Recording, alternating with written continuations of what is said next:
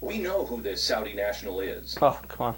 And it is in your best interest and in the best interest of integrity and trust for the people of the United States of America. It's best coming from you, not coming from a news organization. It's best coming from you.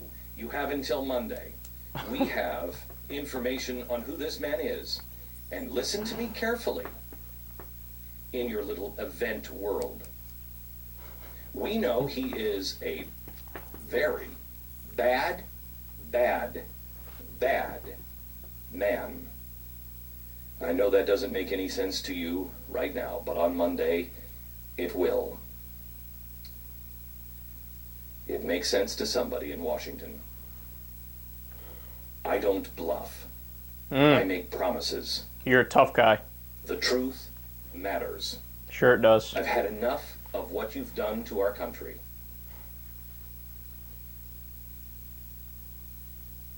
It's out of his mind. Listen, look at this. I thought I had heard and seen it all. Dramatic pauses. I thought I didn't trust my government. Are you gonna cry, Glenn? No. There is no death that these people will not stoop to. They have until Monday. And then the blaze will expose it. Look at this clown. Do you realize what he's doing? He's giving the federal government a deadline to come clean about what actually happened at the Boston bombings. He's going full Alex Jones now. He's trying to. It sounds like he's gonna. Oh, they're in on it. They know. So look, let me explain to you what he's talking about here. He has this new conspiracy theory that goes like this: the Saudi Arabian guy who did the Boston Marathon bombing, by the way, already wrong. Already, you're just factually incorrect. We know it was these two Chechen guys. I mean, right there, it's like, why should I even explain the rest of the story? Because it's all bullshit. But here, for shits and giggles. There was a Saudi Arabian guy who did the Boston Marathon bombing that was taken to the hospital, questioned. He's guilty of it, so apparently he either admitted it to officials or officials dragged it out of him.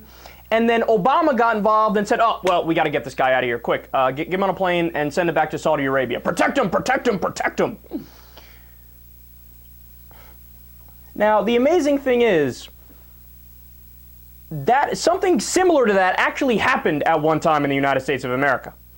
After 9/11, the Bush administration put bin Laden's family on a plane and shipped him out. I'm not kidding about that. Did you know Bush ran an oil company, one of his first ventures? It failed, of course, because he's George W. Bush.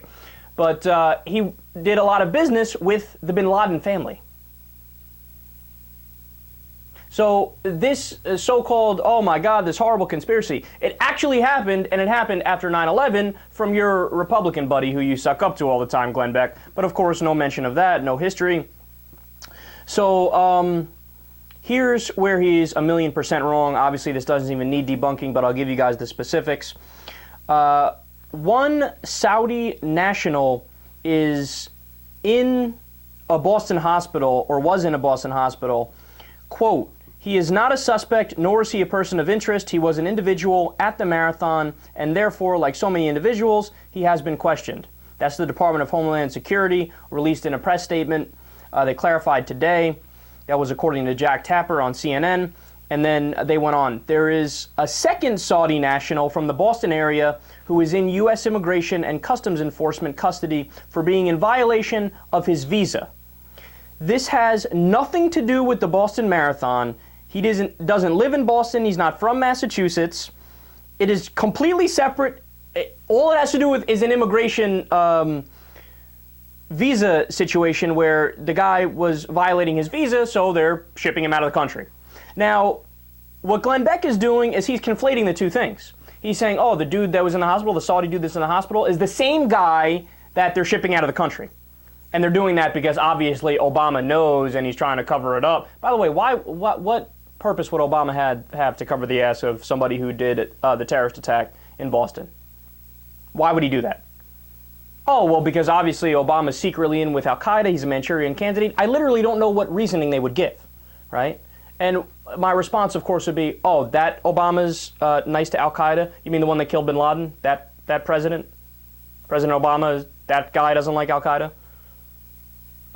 I mean, it defies all reason. And here, last quote, the FBI was contacted regarding the Saudi national who was taken into ICE custody, but DHS tells CNN that that individual is in no way connected to the Boston Marathon bombing.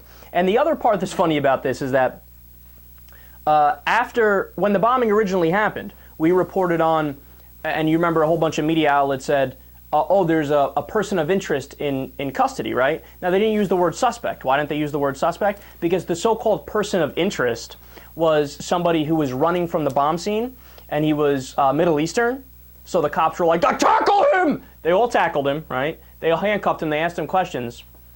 You want to know why the guy was running from the bomb scene? Because there was a fucking bomb that went off. When a bomb goes off, you run. I know, radical stuff. But they immediately thought, oh, the Middle Eastern guilty, he's running, tackle. He was cleared in a matter of minutes. And I have a suspicion that the person Glenn Beck thinks is guilty is the same one that was tackled, right? But then, furthermore, look, 15 of the 19 hijackers on 9/11 were from Saudi Arabia. You think the American people don't know that Saudi Arabia is questionable to begin with? Now, Saudi Arabia had nothing to do with this bombing. It was the Chechen boys, right? But either way, like, what's going to be your big, what are you revealing? Like, oh, my God, turns out there's some fundamentalists in Saudi Arabia. Yeah, Glenny boy, I knew that yesterday, the day before. I've known that since 9/11. Everybody knows that.